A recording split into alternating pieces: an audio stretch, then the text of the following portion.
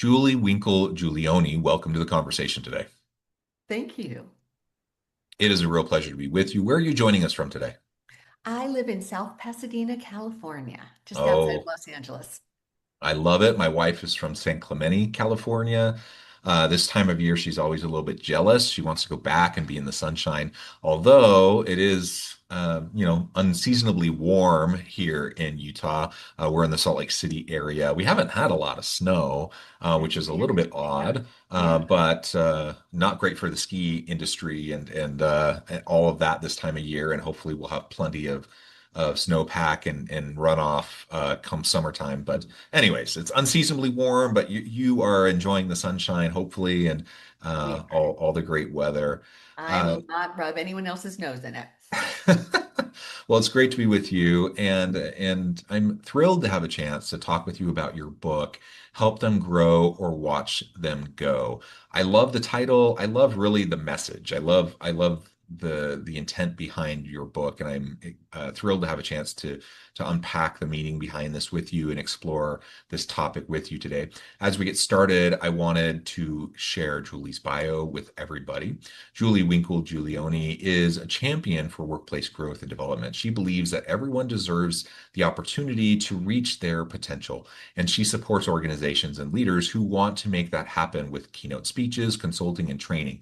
Julie is the co-author of the international bestseller Help Them Grow or Watch Them Go: Career Conversations Organizations Need and Employees Still Want. Translated into seven languages and coming out, or it did come out in its third edition last September. Her most recent book, Promotions Are So Yesterday, Redefine Career Development, Help Employees Thrive, has been recognized with many awards, and she's just accomplished so many great things. Again, Julie, it's a real pleasure to be sitting down with you. Is there anything you would like to highlight by way of your background or personal context before we dive on in?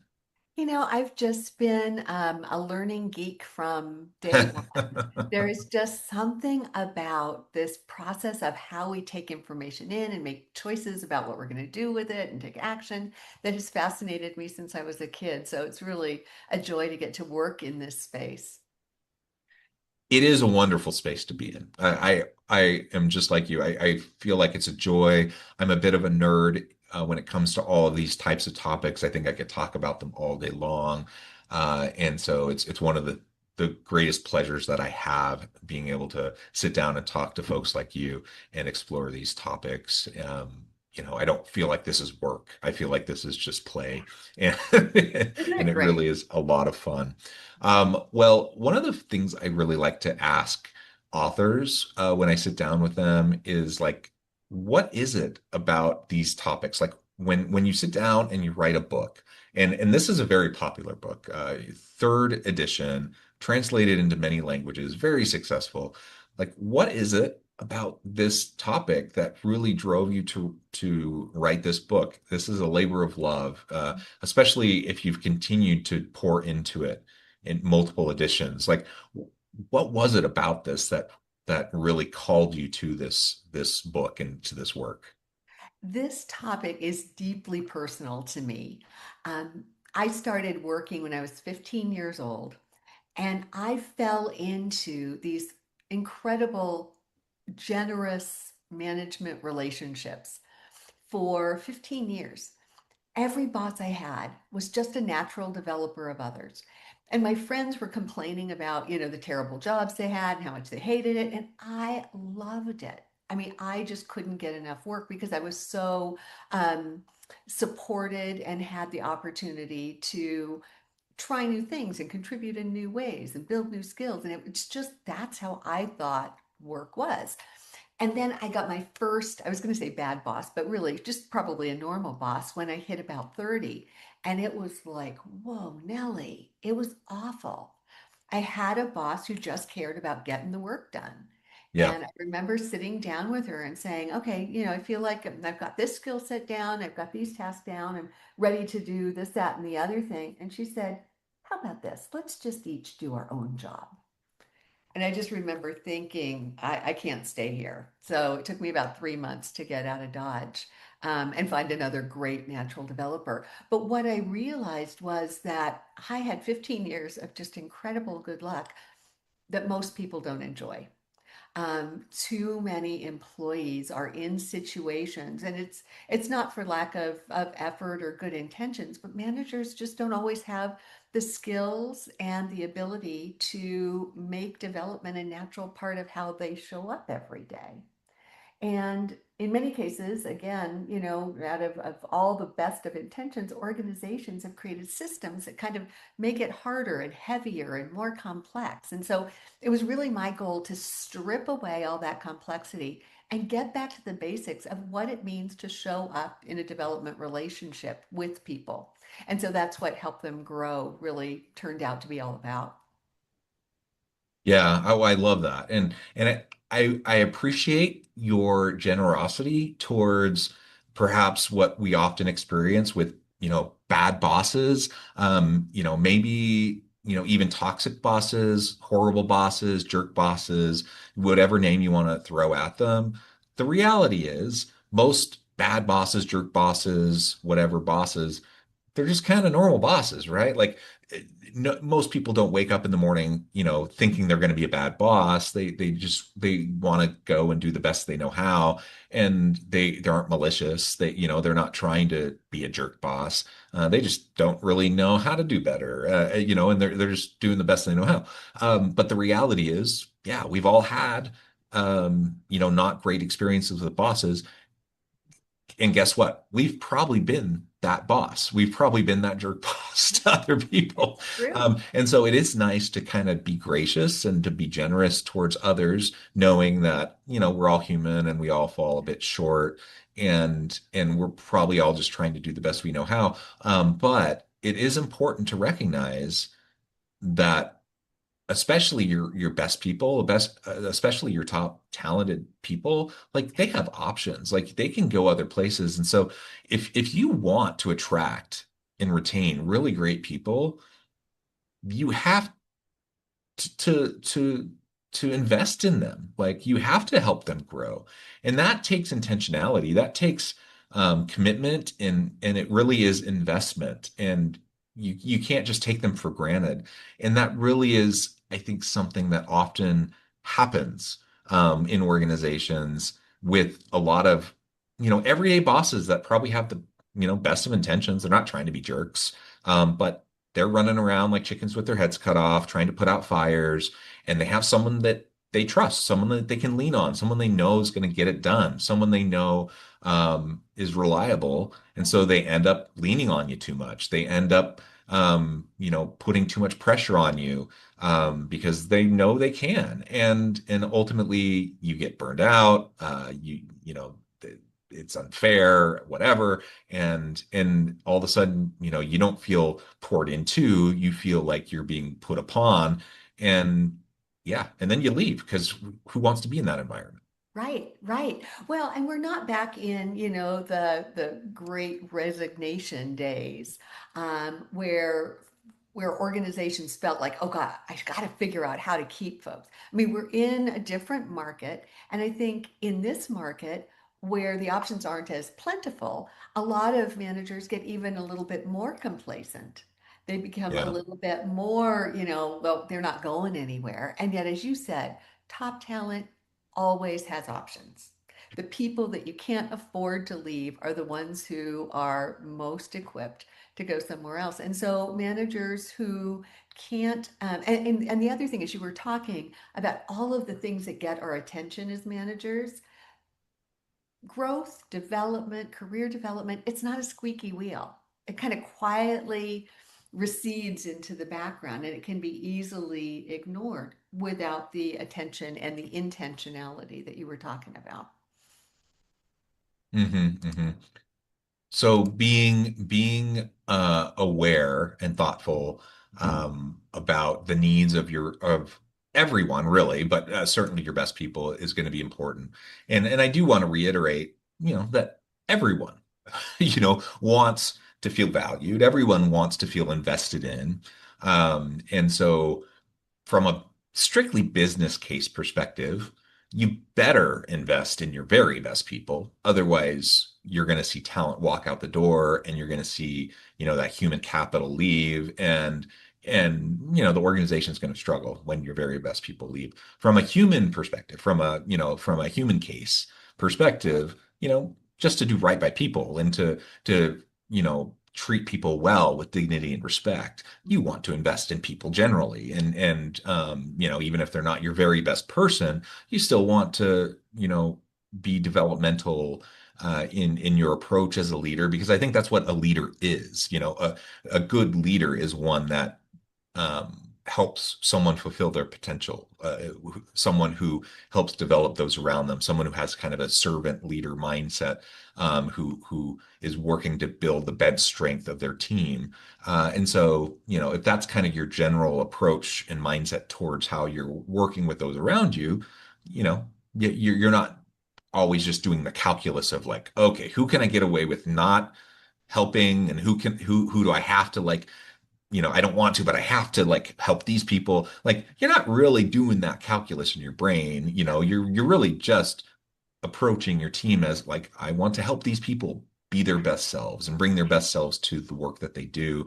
And really a rising tide lifts all ships, and everyone's going to perform better. Everyone's going to do better and create better stuff and be more creative and innovative and help the organization perform better.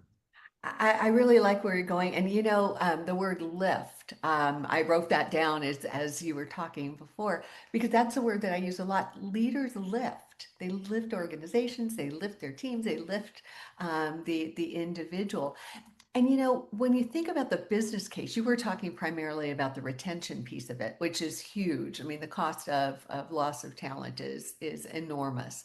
But the other piece of it that really we can't forget right now is the need to skill people up. The world is changing very quickly. Skill needs are changing. You look at what AI is doing in technology in organizations. So the other dimension of the business case is we can't afford to not invest in helping people to grow. It's like standing still is falling backward today. And so that's the other piece of it. When we invest in learning and development, career development, not only are we going to keep people, but we're going to keep the people that we have on the cutting edge and being able to perform at the levels that are required going forward. Yeah, yeah, absolutely. So, tell us more about, some of the core elements of this book. We've already started to kind of, I think, brush around the edges of some of the core principles here. Well, what are some of those core foundational nuggets that anyone could expect, to unearth as they start to pour into this book? Yeah, yeah, yeah. Thanks for asking. So I think the big idea is that career development is a relationship that plays out through conversation. And all of the complexity and the processes and the forms and the deadlines and all that stuff, I get it. It's necessary for the organization to handle manpower issues, succession planning issues. But when it comes to really helping people grow, I've never had anyone say, I'm where I am today because of that IDP conversation I had with John back in, 2006. I mean, that's not where it lives. It's in that relationship and the ongoing conversation. And so the centerpiece of the book is this hindsight, foresight, and insight conversational model, a way to break down development conversations into these components that create a much more organic flow and allow leaders to certainly have those formal conversations that need to happen throughout the course of the year, but to weave a thread of continued dialogue throughout the year through short, intentional conversations that keep the development front of mind for the individual, but also keep them feeling that sense that you were talking about earlier of feeling valued and invested in, like they matter, they're seen, they're heard through those conversations. So, hindsight, foresight, and insight just really kind of strips all that complexity away and makes it a very human set of conversations. We have in the book 100 questions because the currency of these dialogues really is that great question. So we don't want anyone to ever be left in the lurch for that. And then the rest of the book really kind of wraps around some of the skills and applications and behaviors like curiosity and offering feedback, the things that complement the development conversation and help people to really feel that sense of growth and investment in their organization. The thing that I'm most excited about, though, with this new edition, we created a book bot that goes along with it. Hmm. Uh, and it's just a custom AI that's been trained on the book and some of our other work. But it's this great tool because, as you said, nobody wakes up in the morning and thinks, I want to be a bad boss. They probably go in with the best of intentions and then reality hits. And so what can we do to help leaders find the focus and the time to do this? And so the bot is a great thought partner helping leaders to plan for and engage in and even practice and get feedback around the conversations they want to have with others. Tell me a little bit more about that. How does that work? How do people access that, as they're going through the book? Yeah, yeah, yeah. So in the book, they're directed to a page and they've got a little code that they have to put in. But once they get to the book bot, it basically gives them the space. There are a couple of, as in normal chat GPT, you've got a couple of prompts to get you started. The one that most people are finding to be the most helpful is the one that says set up a situation. So you can go in. So John, if you've got a team member that you want to have a development conversation, with. You go in and you fill some information. The bot will ask you enough questions to get the corpus of information they're going to need. And then we'll spit out a draft outline for that conversation that you can use, you can tweak. The beauty of it, though, is you fed some information in about that employee. So now you can go through and actually rehearse with the bot and see how that feels, what works, and then ask for feedback as well and get some feedback. That question wasn't so great, and make sure you follow up with questions like this if they come up with that kind of an answer. So it really takes the edge off because a lot of leaders, they haven't had the best modeling, maybe. They're doing what they're doing because they're following a model that wasn't exemplary. So it gives a much better model for how to make this happen. Yeah, I think that's absolutely true. I think most are just following poor examples that they've seen in their own past, or that they see in media, movies, TV, whatever. Unfortunately, so they perpetuate bad examples that they've seen in their own past. And so it's nice, that's, for whatever people think about AI and, AI, taking over our jobs and like dystopian futures and whatever, people might think, one of the cool things about it is that it really can provide real time, just in time coaching around how we're trying to, progress, in our own development in our own careers. It really is a cool resource that way. And so the fact that you have something trained on this book that can help people, at any time, getting real just-in-time feedback on what they're trying to do. I think that's super cool. It's a really cool resource. Yeah, Um, thank you. and you referred to it a minute ago, like the ebbs and flows in the labor market. Um, it's different now than it was a couple years ago.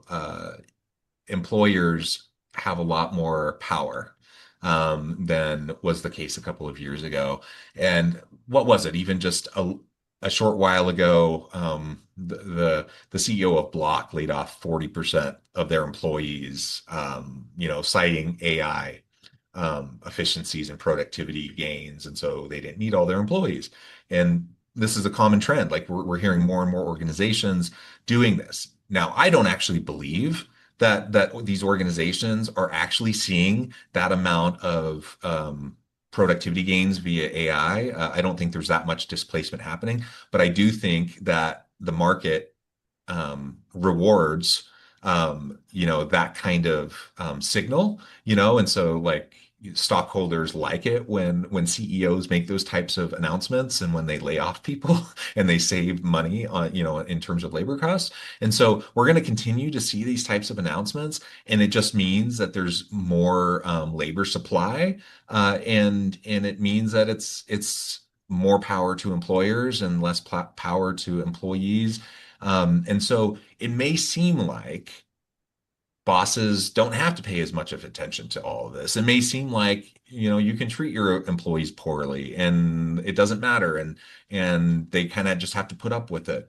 But coming back to what we said all the way back to the beginning, well, like certainly we should treat everyone well just because we're human, they're human.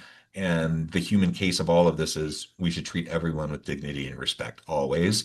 Hopefully that goes without saying. But um, even if you don't buy into that, there's still the business case for your very best talent. Your very best talent always has options. Your very best talent always can go somewhere else. They can always go to your nearest competitor. Your very best talent always has options, and your very best talent always can walk out the door and go somewhere else. And so you better be treating your people well. Yeah. You Yeah. always need to be treating your people well. Certainly just because it's the right thing to do, but you should always be treating your people well because even in a labor market like we're seeing today, your best people can always leave and you can't afford that. You just can't. Yeah. And so I again I love the premise of the book. I love the framing of it and I love those nuggets that you highlighted for us. I think it's just a constant important message that needs to be reiterated again and again for folks, for executives, for leaders throughout organizations. Yeah. Until we make developing others just that natural habit that Yeah, we do on automatic pilot. absolutely. Well, Julie, thank you so much. It's been a real pleasure. I know at the time I need to let you go, but before we wrap things up, I wanted to give you a chance to share with the audience how they can connect with you, find out more about your work, your team, where they can find your book, and then give us the final word for today. Thank you. Yeah, so probably juliewinklegiulioni.com, which I'm sure you'll put in the show notes. And I'm on LinkedIn. I'm the only Julie Winkle Giulioni there as well. Books are available wherever you like to purchase your books.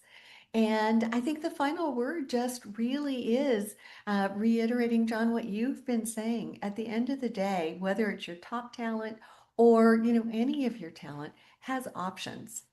Regardless of the market. And, traditionally that pendulum has swung back and forth. Who knows with AI? Maybe that won't be the case. But, the folks who are hugging their jobs out of fear today are the first ones who are going to leave, when the opportunity arises. And if we're not, as leaders, really taking those conscious steps to invest in people, to ensure that they're growing and meeting their potential. And so, as a leader, sort of that refocusing on the quiet requirement that isn't the squeaky wheel, but is probably the most profound thing that we do every single day, is something for us to rethink and reprioritize. I love it. Julie, thank you so much. It's been a real pleasure. I encourage the audience to reach out, to get connected, find out more about what Julie can do for you. Check out her many books and all the great resources that she has for you. And as always, I hope everyone can stay healthy and safe. They can find meaning and purpose at work each and every day. And I hope you all have a great week.